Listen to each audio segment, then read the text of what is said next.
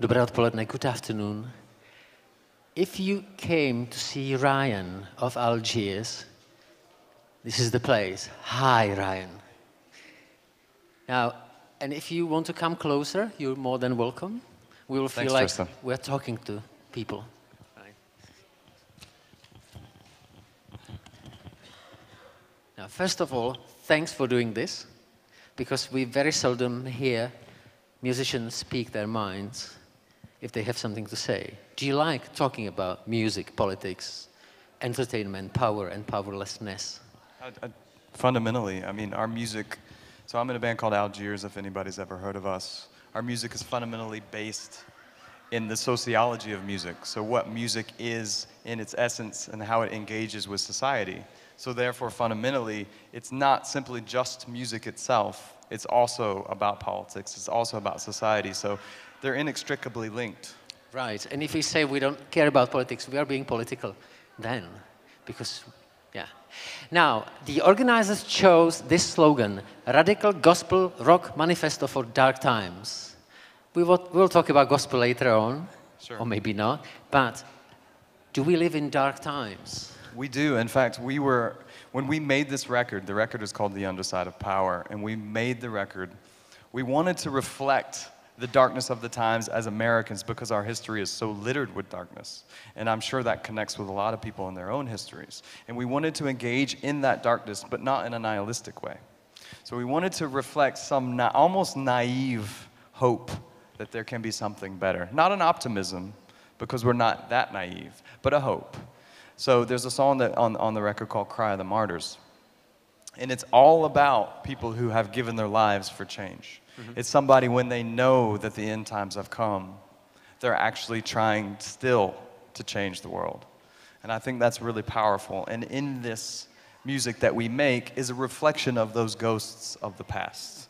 Those people who have tried to change things, who have not succeeded, but for brief moments they had. So the underside of power is also all about the light that comes in. Ryan, let's be more specific about darkness. Sure. Because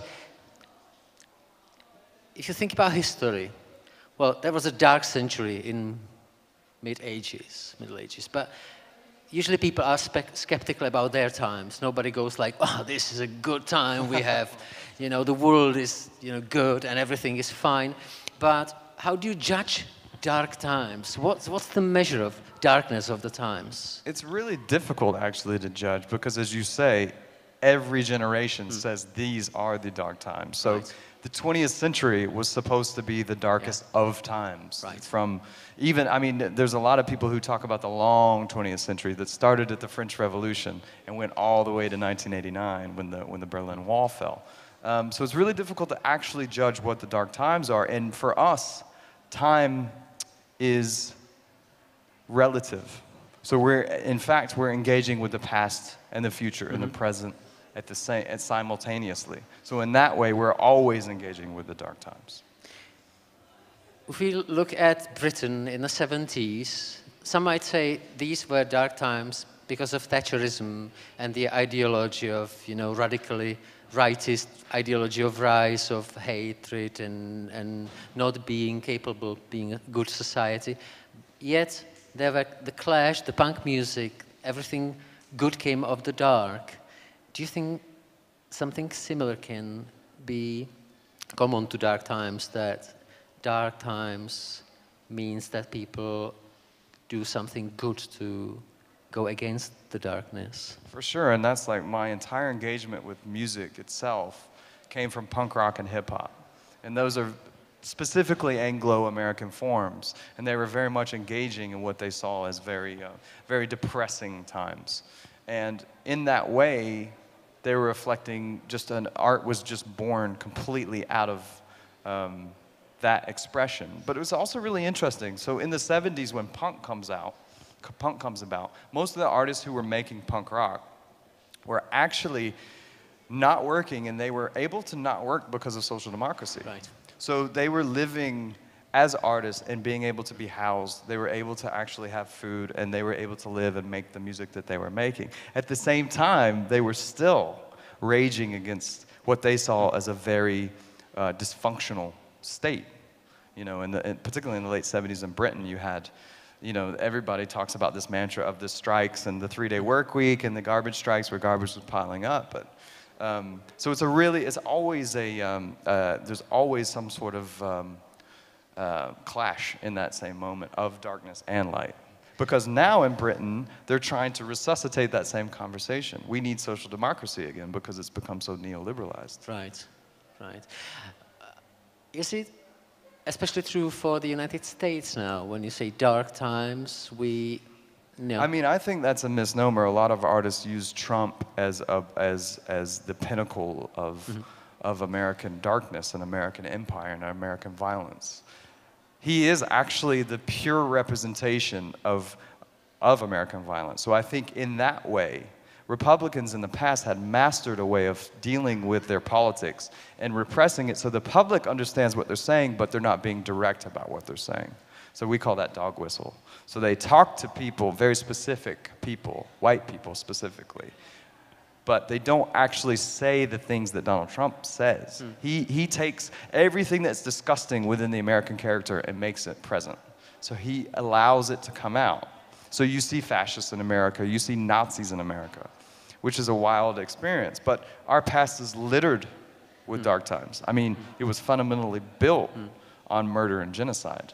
So in that way, that is the darkest of times, and that will continue to haunt us forever, just as slavery continues to haunt Americans. And for me, myself, I'm from the American South, and I have an inheritance, and I have a particular privilege that comes from that inheritance. And that's what we try to engage with in our music itself. We try to engage with a politics that acknowledges the past and acknowledges the injustice of the past and continually brings it out so that potentially we can use that for an alternative future that doesn't at the same time fall back into what were once seen as progressive or emancipatory politics. So for example, that doesn't look to some sort of naive communism or something like that, but something that looks, at least points towards the future. Your band is here called, I'm going to refer to that motto, Radical Gospel Rock Manifesto. We said that gospel doesn't actually fit, but gospel is good news. Would you say that your band is sort of a good news for you or for the listeners? Is there something good you would say there's good news in the music? Well, gospel actually is bad news. It comes from absolute vile circumstances. So gospel, particularly African-American gospel music, comes from slavery. And it's people who are bound in servitude, who have no option. The future is closed off for people who are enslaved. But that music itself is a recognition of the spirit. And for us, the engagement with gospel is not a religious engagement, but it's an engagement with the spirit itself and an engagement what the future could be. And again, as I said before, it's an engagement with hope. So maybe it is in some way good news, but good news in a very bleak space, in a very brave and courageous type of music. I think that's the most important thing, is just also to acknowledge the courage that it takes to live in these environments and to respect those in the proper way. And rock and roll music itself is built on gospel music. We talk about blues, we talk about jazz. We often don't talk about gospel music, and that's actually the first in a line of musics. So folk music comes from gospel as well. And where does gospel come from? That comes from a mix of cultures. It comes from a mix of African cultures who were brought to the United States and working together and building an entirely new type of music. And I think that's the other thing that we try to bring out, these lost or repressed histories. Listening to you, it reminds me that what I see in philosophy, you see a lot of philosophers, they tend to be like the rock stars of these days, like Slavoj Žižek, and everybody. It seems to me that to have a rock band, is it a good sort of vehicle for thinking and philosophy?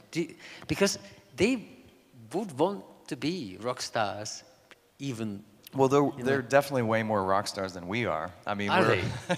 I mean, have you seen, seeing Zizek speak in London? There's thousands of people at his talks, and it's always outlandish and absurd. That's right. He says interesting things, but there's always within a context of absurdity, which is rock and roll itself. Rock and roll is absurd. If you come to our show later on, you will see me perform like a lunatic, and it's part performative, but it's also part kind of feeling this music itself. But for me, very specifically, a lot of musicians don't like to talk about their music. They don't like to talk about where it comes from. They don't like to talk about the actual social connotations of the music. For me, it's the way that I can articulate myself and each other. So we're actually able to say things that we can't say, that we're actually physically unable to say through music. Yeah. I understand when you are a single artist that you declare, you manifest what you think. How does it go in a band with 3-4 people, like talking about things? What is the most common matter of talks in Algiers when you go on tour, when you discuss things? What is it? It's actually conflict. Not in a negative way. So we're not fighting each other, but there is a disagreement at the root of everything that we do. And that in itself, that contradiction is really fundamental to politics, to music, to anything.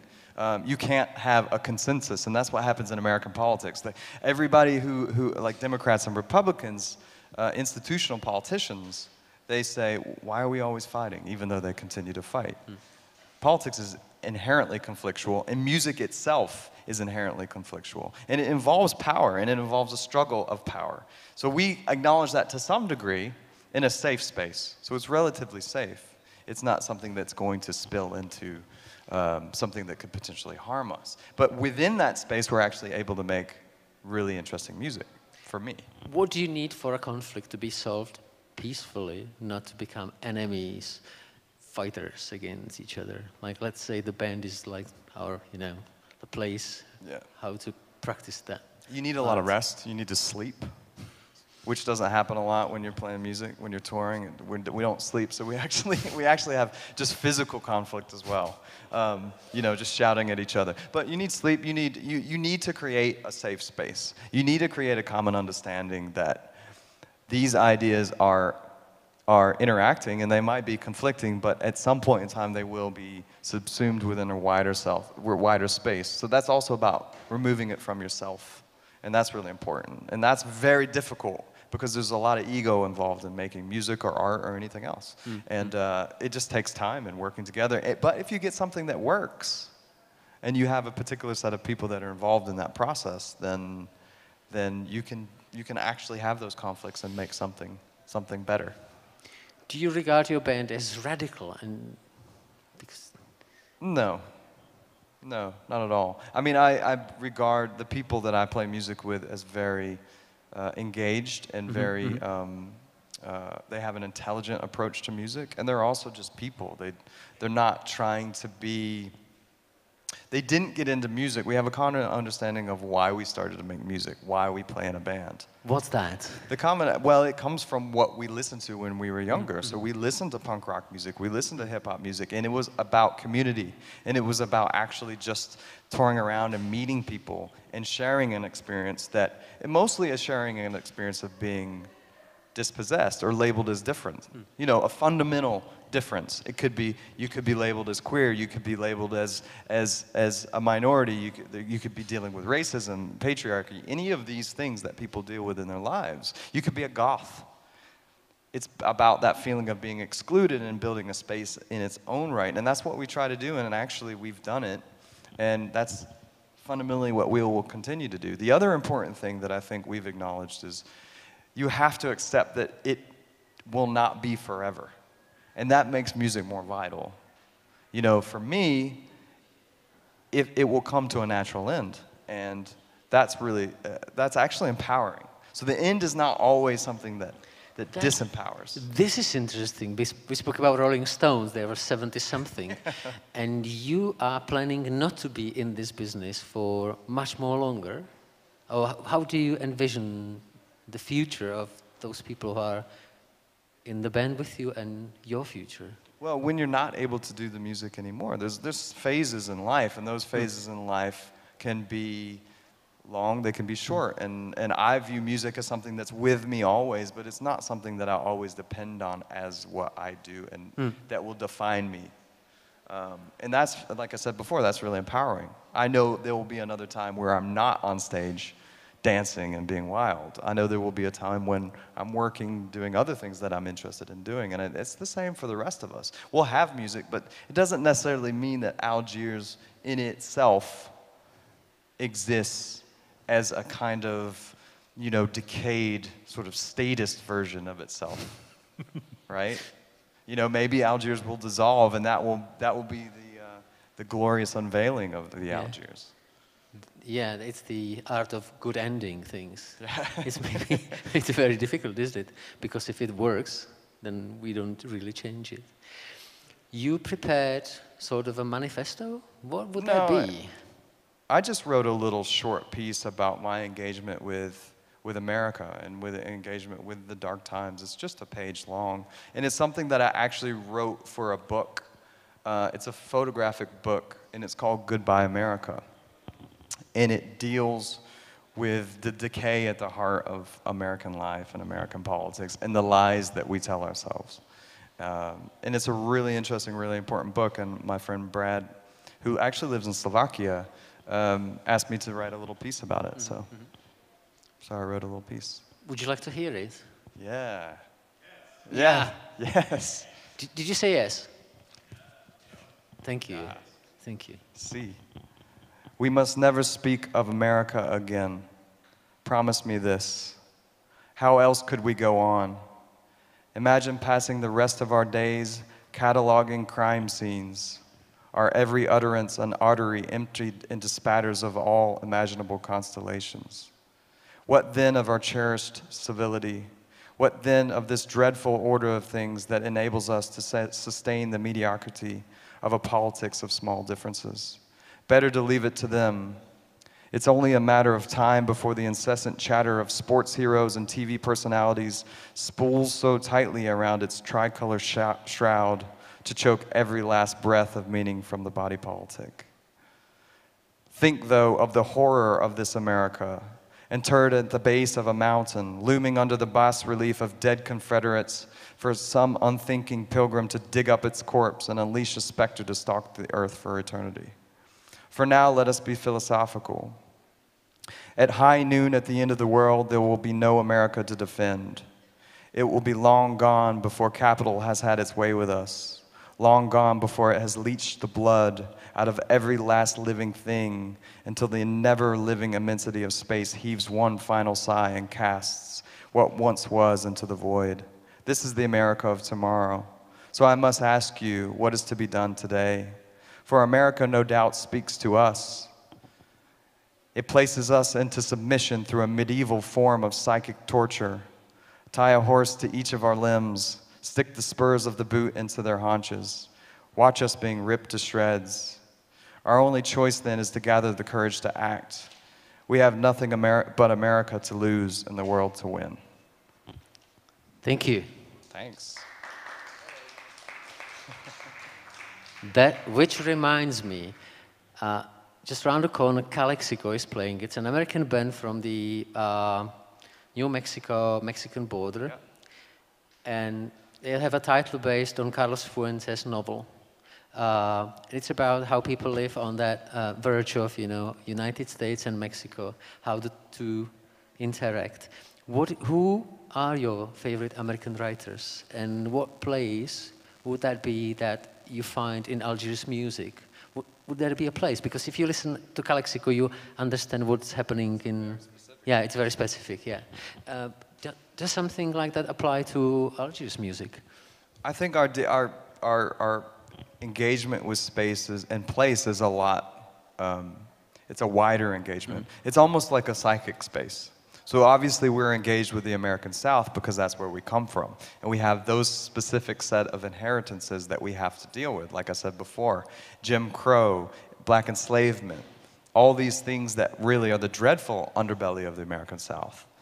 We deal with those very specifically, but we also want to deal with those in a way that connects those struggles to whatever people are dealing with throughout the world. So there is a you know, a local and an international, to use a cliche, you know, think locally, act globally. Right. That's that kind of connection of space. Universality and particularity. For sure. Yeah. Calexico is a really interesting place as well. We played a show in a place called Mexicali recently, which is on the other side of the border. So it's the Mexico part of the border town. And you know, Mexican border towns are very different than their American counterparts. They're notoriously violent. They're notoriously run by cartels, and at the same time, there is a constant engagement with their lives because it's present.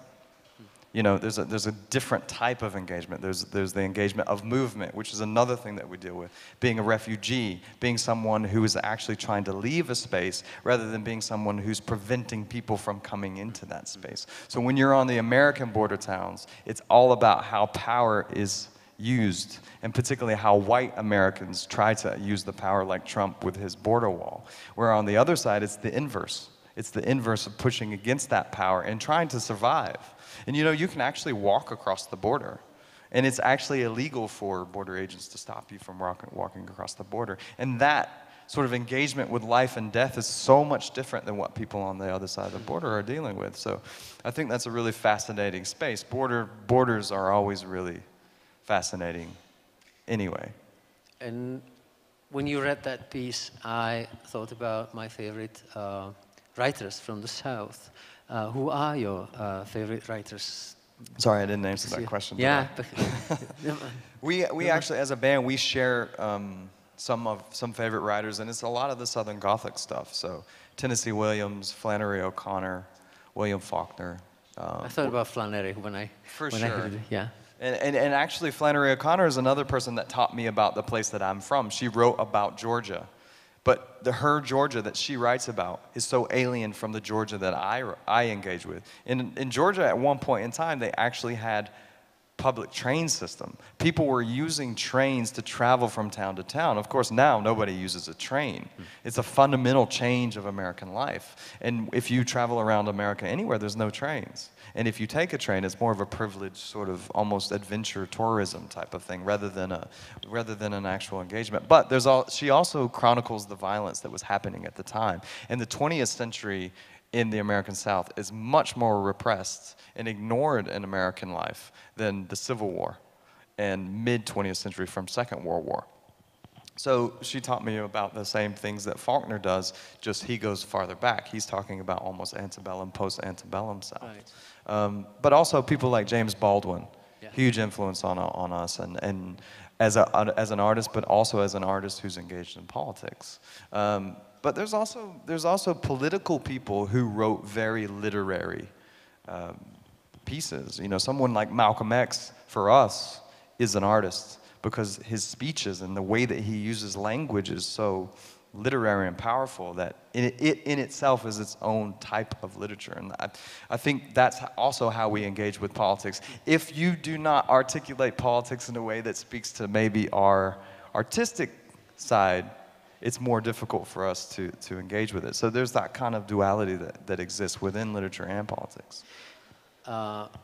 If we can talk about songwriting, how do you go about it? Because some people say, for example, Flannery O'Connor, she would go with small stories that tells you a lot. There's a whole universe in those stories. What about your songs? Do you like storytelling, or do you? What is the concept of song for you? It depends. The process is always different, and the way that we write really depends on the space that we're in. We live apart, so we don't live in the same space. I live in London, Franklin lives in New York, and Franklin and I we were essentially starting the band trying to have this conversation that we're talking about today through music. So that process was us living, maybe sharing space together in London or New York for a little while, and writing in the same space, but also living apart and writing separately. So it really depends on where we are in the world, but that also fuels the actual writing process.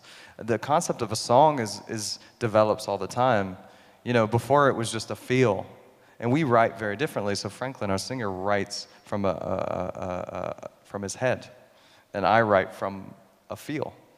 And maybe that's why the music From works. the guts. Yeah, from the guts. Yeah. So it's the inverse of the old racist tropes about a black man writing from his guts and a white man writing from his intellect. You're so right. Yeah. And that's how people view jazz, and that's why if you look back at a lot of the jazz writing, it's very complicated and it's very problematic. Isn't it a cliche saying that jazz is something, you know, it's out of inspiration, you do it, you don't think about it, and you hear Mingus and you go like, oh, that's a symphony.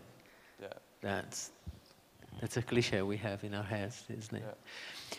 Do you, if you had questions for Ryan, you're more than welcome. You just shout, because shouting is fine. You can ask me anything, I won't bite. You also don't have to ask me anything. That's right, yeah. But if you shout, we'll shout back. I'll shout at you later from the stage where it's safe. Now, how do you, we also spoke about it before we came here. How do you think about rock music being commercialized? Rock music sells jeans, cars. To be frank, I didn't expect much from music past few years, but I'm happy about Algiers. That's why I'm not listening to Calexico, because Calexico is my favorite band for 20 years. Oh, is it? And I was told that there's going to be this guy from Algiers, and I said, okay. All right, my wife goes to Calexico. Wow, that's deep. Thank you. I'm saying that not to flatter you, but to say that. But it sounds flattering, I know. But I'm just wondering, how do you think about music? How do you think about the context in which rock music is played now? Maybe sold, maybe communicated. What is important for you? Is it live concerts, like for do-it-yourself scene, that you do things yourself and you keep it under your control, or how do you think about this? That's a huge question, actually. I know, You started with rock being commercialized. I mean, art is always commodified forever, and once you recognize that it's always easily commodified, then you have two choices, which most people say, well, hey, I got in this so I can be a personality. And American culture, very specifically, as we know, is very commodified. American celebrity culture even more so. And therefore, most people take that choice. But also, again, if you recognize what it is, you also don't have to be self-righteous about it. You know that your music is already commodified, so therefore you can be a little bit more freer. And I think the most difficult thing is when you have artists, and this is what I learned through punk rock. A lot of the hardcore punk rock bands that I was into were so self-righteous about the fact that their music wasn't commodified, and it was very limiting. So they created almost scenes and subcultures that couldn't expand because they were in a very, they were hunkered down, and they had a siege mentality about the music itself, and that limits it. So, I mean, for us, we recognize that it's commodified. I mean, we're playing a show, we deal with politics, we're playing a show, a festival that is in itself a gigantic advertisement for thousands of brands. And obviously that's something that's difficult to deal with. And a very specific example for us, we played Coachella. Has anybody ever heard of Coachella in the United States? So we played Coachella in 2015, which is problematic because the owner of AEG is a notorious racist. He's a notorious homophobe. He supports Donald Trump. You know, he has terrible labor laws. And we didn't know this until afterward, and that's a failure on our part. But also, Coachella in itself is the embodiment of the commodification of music. When I walked in to the festival, the first person I saw was Will Smith's son, just hanging out. There's this VIP area where people pay thousands of dollars just so they can go hang out backstage. Guns N' Roses was playing on the main stage, and Axl Rose was sitting down, and he had a cast. So he couldn't actually stand up, but this is the kind of bloated American rock culture that was being on full display. So it was problematic for us, and in fact, we haven't come up with an answer why we did it. We didn't get paid that much, and how we navigate and negotiate that in our day-to-day lives, because we do have to survive, and playing festivals pays you and enables you to actually subsist as a touring entity. So those are unresolved questions, and they always will be. And we would never, again, blame or castigate other artists who fully engage, because it is a choice that you have to make. And we just decided to try to make a different series of choices. DIY music is where I come from, so in fact, it's really wild to be playing in Europe, because when we play shows in America, for example, in Mexicali, played a show in Mexico, there was probably 40 people there. We had our own little PA, and we had one of our friends doing the sound, and it was really, really DIY. So we're also under no illusions that we are anything other than that type of band. And it's great to have that music work in that space and in a space like that. That is probably the rare element of it to make it work in both types of spaces. Tonight is going to be bigger. Yeah. Well, when we're in Europe as well, it's a completely different thing. You said that you live in London. Mm-hmm. Does it give you a chance to see the United States from the outside, especially these days? Trump was recently visiting Britain and stuff. How do you feel about, is it part of your identity being American in London and watching things from, abroad? Or do you care much about being national American? No, not at all. But if I fully didn't care, I would be fully willing to give up my passport, which I haven't done. So I have family in the United States. So it's another unresolved question. But I think we always, particularly the four of us in this band, and Tristan, who's with us, who's our manager, we've always felt like aliens in our own landscape.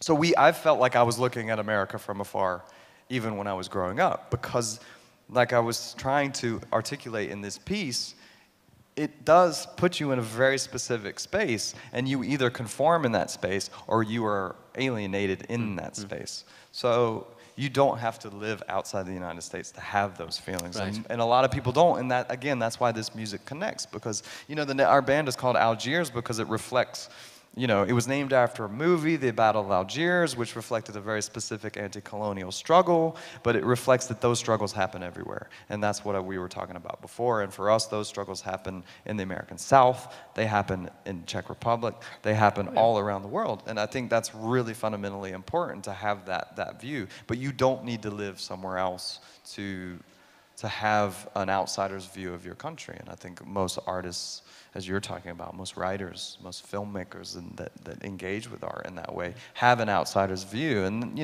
I'm interested in outlaws and rebels. I'm not one myself. I would never say that I am one, but that kind of influenced me to kind of have that different view of my country. And living in London is actually good because I haven't always engaged with electoral politics, because the Democratic Party and the Republican Party are so full of shit that it's impossible, even as a young person, to engage up until now. Whereas in London, there's something happening with the Labour Party that's transforming it into something that is quite alien. It's actually democratic. The party in itself is really undergoing a wild democratic thing. So there's a glimmer of hope, even though Brexit is disgusting and horrible. And there's all the negative things that are going on right now. And it's kind of a joke, actually, to be there. And for me, it's funny because obviously there's a superiority complex for most Britons when they look upon Americans. Oh, those dumb Yankees. Yeah, younger. Yeah, younger, naive. Yeah. They don't know what they're doing. But there was a lot of things that were going on in the Brexit campaign. When they voted for Brexit, for a moment, the Brits were the dumbest, stupidest people in the world, because they voted for an absolutely ridiculous set of circumstances in a very poisonous atmosphere as well. It was a very anti-immigrant discussion. Right. But when the Americans voted in Trump, they were able to sit back and say, well, you guys are still dumber than we are. And I was like, yeah, we are. We mentioned Malcolm X, we mentioned Southern writers. Who were your favorite musicians of all times, like people you think they brought some hope, maybe good art, maybe they were a good example of what you're trying to do, inspirational? Who would be? That's always the person? hardest question ever, because music, particularly for me, music and art occupies different phases in my life at very different times. So if you ask me today, it's a very different answer than it was yesterday. Who turned you into punk music? And The two most punk rock things that I've ever listened to were Minor Threat, which is a band from Washington, D.C. And growing up in the American South, Washington, D.C. was the closest sort of bigger city other than Atlanta, and they were actually making their own music. They were making go-go as well, which is almost like a mix between hip-hop and funk that never kind of crystallized as a genre, and those scenes were getting together. So go-go, which was a primarily black form, and hardcore, even though Bad Brains were one of the first American punk rock bands, and they were all black, right. A lot of the hardcore scene was white. That in itself taught me about politics. They were talking about things that I could understand that didn't seem like boring, banal politics, and it kind of changed my life. The other person who's the biggest punk rock singer for all four of us is Nina Simone. Like, she embodies punk rock. You know, she embodies that spirit of... The tiny woman. What's that? Yeah, the tiny woman, Nina Simone. Yeah. That's that fantastic. antagonism, the beauty, but there's a beauty, there's an ugliness, and you can't have beauty without ugliness, you can't have ugliness without beauty. And the fire that she sang with, and her music was some of the more political music that could be made at that particular point in time. Yeah. She wrote a song called Mississippi Goddamn, talking about how racist the American South was in a time where her career depended on white people buying her music. So she made a really strong leap, and for us, that's super empowering. And we don't think those two worlds should be dissimilar. We think those occupy the same world. So Minor Threat, American punk rock, British punk rock, like the Ruts and all these bands that were pulling from Jamaican music, sits really naturally for us with Nina Simone. Most people are like, why? How do you make music that incorporates black music and noise? And it's like, well, it's all of the same world. Yeah, that's right. These days, what excites you about music, literature, thinking? Would you be rather a philosopher, being a rock star, or playing music now is the thing you enjoy doing, and maybe later on you will become a philosopher, or believe you will? Well, I go through phases. So I go through phases of different types of music. So when I was younger, I was into punk rock, and then I got hugely into rap music. Like, rap music was my life. I learned how to dance, so I pretended to be a break dancer and a b-boy for a while, but I was always too shy and nervous to actually get into the circle, because these cats could dance, you know. It was real. But I would sit in front of the mirror forever and try to dance, and so that inspired me. And then I got into sort of more avant-garde styles of music, avant-garde jazz and free jazz and things like that. And then now I've come back to punk rock, because punk rock, there's so much great music. There's so much great music happening right now, and it's like younger people are building their own scenes and constantly making their own scenes. And so these bands that are going on, there's a band, I'm wearing a shirt called Haram. It's an actual a band of refugees from the Middle East who live in New York now, who sing fully in Arabic, who are taking great leaps with their family and making punk rock music that actually goes against what their family would want them to be doing. And they're making incredible, challenging, interesting music, so. Cool.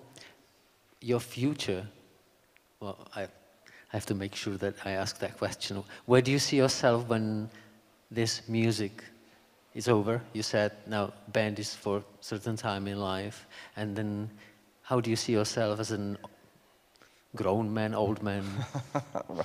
Nobody who makes rock music wants to be old, but you have to contend with that. And I worked, when we were making this band, I was always working. We always work.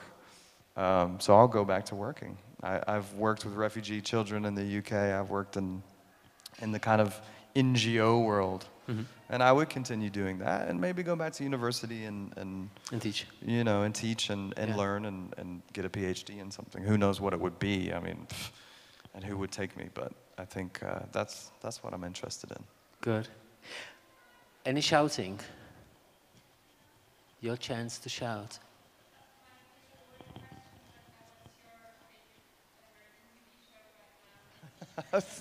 That's an interesting question, because I'm not really a big TV watcher. But Atlanta, being from Atlanta is the show. And I actually love horror films. I love sort of kind of avant-garde, like zombie films, and because I think they actually have a lot to say about society and in ways that maybe are not even intended by directors. And Atlanta is a show that actually has become more of a horror film than anything else, and it's wild. And it's another thing that reminds me of space. you know, and it reminds me of where I'm from, which is Atlanta, but a very different type of Atlanta. You know, I grew up on the northeast side of Atlanta, which is relatively mixed, but being segregated, so segregated as the South is, you don't have an insight fully into Black Atlanta life growing up as a white person. Tristan actually grew up on the South side, so he does have that experience of growing up in Atlanta. But being reminded of where you are is really, really powerful, and that show is something that does that. And I was actually talking, does anybody know of a rap group called Goody Mob? They're from the mid-90s. Do you know of Outkast? There's a group called Outkast. Yeah. So Goody Mob was Outkast's brother band, and they made this record called Soul Food, and it has a similar thing that this show Atlanta does. It talks about space in such a particular way that it's so evocative. I learned more about where I was from through that record than I did growing up in that space. Because you know, when you grow up in a place, you take it for granted. You don't really engage with it as your place. And so music and film and television even now can do that. There's another show that I never watched that I have to watch, and I feel really embarrassed, The Wire. That is like, when it came out, I was like, oh no, corporate America's gonna try to, you know, white people are gonna talk about black life, and it's gonna be really embarrassing and horrible and reactionary. But now, kind of going back into it, I'm like, oh, this shit is real. So that's a show that I would recommend to myself. Thank you. Thanks. Some more shouting from the audience. This is your chance, because then we'll see each other in the evening when it's dark and it's noisy. Because it's important, you know, the music is loud. There's something good in loud music, because otherwise you would be playing violin or something. But is it important for you to be in a rock band, like a huge sound, bang? Yeah, I think so, but I also think it's just a consequence of the themes that we deal with in our music as well. I think there was a review that said we're a heavy band, but not necessarily in sound, but in intent, and I think that kind of fits. But in a live context, it is these experiences that we've been talking about that makes us who we are, and maybe that in itself is cathartic, and it becomes louder and noisier than even we intended it to be. It's its own entity when you're engaged in that type of thing, particularly in a live space. And particularly with our singer Franklin, he embodies and articulates everything that the rest of us would want to but never could. And that in itself is such a powerful, heavy thing that you're almost kind of possessed into being involved in that. And I like heavy music anyway. I like noisy music anyway, you know. So yeah, I mean, I always feel like our music's not heavy enough. It's not intense. It's not intense. It's not. You know, you're always, when you're making art, you're always kind of chasing it, and you're never quite there. And I guess that in some ways that makes it really exciting.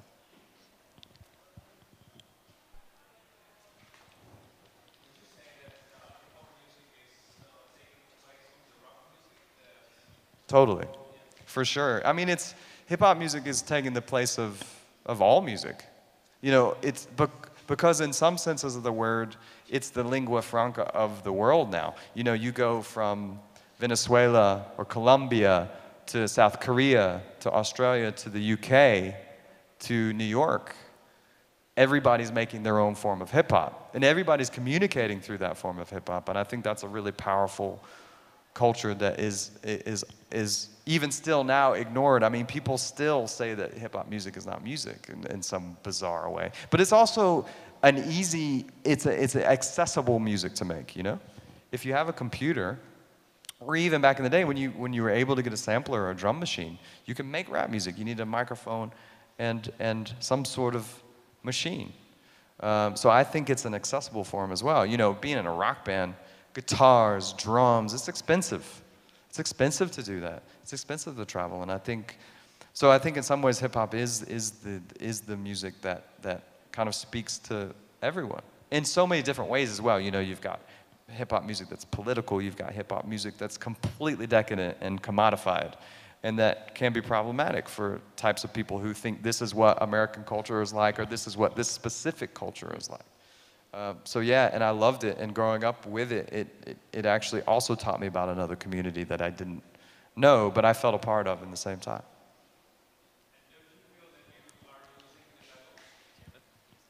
Don't you feel that you are losing the battle with rock music, that young people are listening to hip-hop instead of the rock music? They are enjoying the live shows, even though there is nothing happening that much, but they can do mosh pits instead of metal concerts at hip-hop concerts. I mean, I'll answer your question in a second, but the wildest concerts that I've been to have been rap shows. You know, I was at a Run the Jewels show in London at the Scala, which is like a 700 cap room, like 700 people were there. And I was like, yeah, I'm gonna be up front, I'm gonna do this. And within a song, I was thrown to the very back of the venue. And I was like, all the hardcore shows that I went to when I was a kid, nobody got me out of the front. You couldn't move me, no way. I would have my elbows out and I'm tiny. But hip hop shows, I'm just like, all right, I'm done. This is heavy. But I don't feel like we're losing the battle because first of all, I don't think our band represents rock. You know, actually, I would challenge the rock part more than the gospel part. I don't think we represent, like, we're not out repping rock music. We're not like, yo, rock music is the shit. We're actually repping a kind of music that tries to engage with both sides, I guess, if you will. It's a really interesting question. But a lot of people don't pull the hip-hop out of our music. Just because we're not rapping doesn't mean that it doesn't have a hip-hop soul in some way. So I think that we can straddle that line, and we'll lose eventually because everybody loses. Like, we'll lose, but I think we'll put up a good fight. Yeah, put up a good fight before you lose. That's a good slogan. I like it. It's like Rocky. It's like the Rocky films. You know? That's right. You fight and lose, and everybody's still sad and happy all at the same time. And it depends what you mean when you say rock, because usually people means that the thing that was played 50 years back and it was exciting and it was a matter of social change and matter of, you know, being daring to step on a ground that was really forgotten and forgiven, really couldn't do it. So rock music, when you say today, rock music is for old guys like me, listening to, you know, Led Zeppelin. That's rock music to me. Nothing interesting. It's like listening to the sound of the past. Whereas when you see and hear Algiers, there's something new. All the ingredients they put together, there's something meaningful and new to me, that something I didn't know before, which is good. Yeah, I mean, I think there's also enough space in the world for them to still occupy the same places. So kids that, you know, if I would still go to a punk rock show, and I'd see those same kids at that show than I would at the rap show, because the energies are also similar. So I think there's enough room in the world where we can all live in beautiful harmony. But I would like to hear more dissonant. There's a lot of dissonant rap music, but I would like to hear it even more.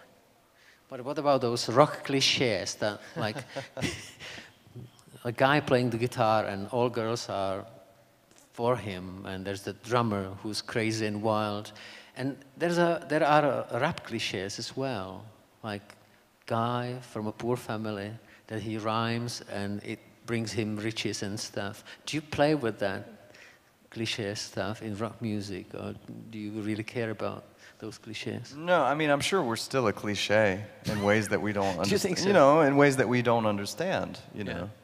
You know, there are, I mean, environments do condition you in ways that you're not aware of, and of course, performing on a stage is in itself a cliche, because why does it have to? It's like sitting up here, you know. It's like being in school, you know. There's all these things to radicalize school where it's not like lecturer students, right. You know, that type of thing. Yeah, yeah. So, welcome. You can shout questions. You can shout questions. Yeah, yeah. I don't think they have and a question. If you want to. No. Yeah, you do ask. That's your chance. Do ask questions. Yeah. Did you want to say, who are you? Who are you? Yeah. Well, actually, that's my daughter. I must say, yeah. Sorry to embarrass you. Yeah. Sorry about that. You see. Okay, so I'd like to know what you like doing after a show. Like, do you have some kind of routine that gets you out of the state of mind that you were in during the show? Or what We're do you not do talking then? about drugs here, right? We're not talking about what? Drugs. Drugs. No. Like, if you do that, please tell me. But if you don't, just like Well, feel free. you got some? It depends on the night. It depends on the night. I mean, after a show, you have to pack down. And it takes like 3 hours, and people are complaining, they're tired, they're like grumpy, and you know, you have to work. It's a job, you know, and we function as a 6-person crew. So there's 4 people who play the music in the band. There's our sound person, who's Dixie, who's back there with the sunglasses on, and there's our manager Tristan, who's right here, and we all have to work, and then we drink, and then maybe we go dancing because we love to dance. I love to dance. Before the show is also interesting. We hug each other. That's about it. Really? Yeah, we That's hug nice. each other. That's nice. I like it. Have a good show. Love you. Yeah, that's manly. You've And been... then we also sometimes fight. Tell us more details. Who's fighting who? Dixie said we're becoming the Who because we're like, you know, we're increasingly like just getting wild with each other and just, you know, being tired and shit like that, you know. So you put on a good fight before you lose. That's rock and roll. Now how long have you been on tour, like touring heavily with the band? Because your first record, like LP, was out 2007. That means you've 2015. been... 2015? Mm-hmm. So you have not been touring for a long time? No, I was touring in other bands. Right. Where, you know, you'd play a show and you'd travel to like Wilmington, North Carolina, and there'd be 3 people there, and you'd be like, yes, this is what it's all about. This is pure, you know, these kids are in it, or, you know, the only other people that were watching you was the other band. But touring in this capacity, we've been doing it for 3 years. And we never toured before we wrote the record. The first record was made before we played music. Do you still find it exciting that you go somewhere actually to put on a show? That's super exciting. I mean, that's super exciting. That's the whole point of it. It's like you're in a different space, you're meeting people, and we make music that's trying to connect and interact with people from all over. So it's actually kind of a, what would you say? It's kind of like a reinforcing experience. You feel reinvigorated. Because, oh, there's other people. It's like when you go to a protest. I don't know if anybody's been to a protest. You go to the protest, you're like, oh shit, people actually think like me. You know, not everybody's this asshole that's just, you know, stealing from us or talking absolute garbage about minority people or about, you know, blaming people for some dumb shit. You know, you go to the protest and you're like, oh, we think the same. Now, that doesn't change anything, but it's kind of how we feel when we tour. It's particularly enjoyable for us to have that engagement. You know, the last time we played Czech Republic, we played Prague, when was that, February? November? Yeah, at Club 007, and it was an amazing experience because it's a completely different space as well. It's in an estate, you know, a student estate, right? It's the best club in Prague, actually. It's rad. With the best band, yeah. But we didn't think anybody would show up to the show. I mean, we don't know. We don't know, yeah. Like, you know, there's always the unknown as well, and then there's people there, and you're like, oh, wow, this is wild. You know, it was actually wild and a lot of fun, and we interacted with people. And the one thing I would say, it's really nice when people talk to you after the show. You do enjoy it? Mm-hmm.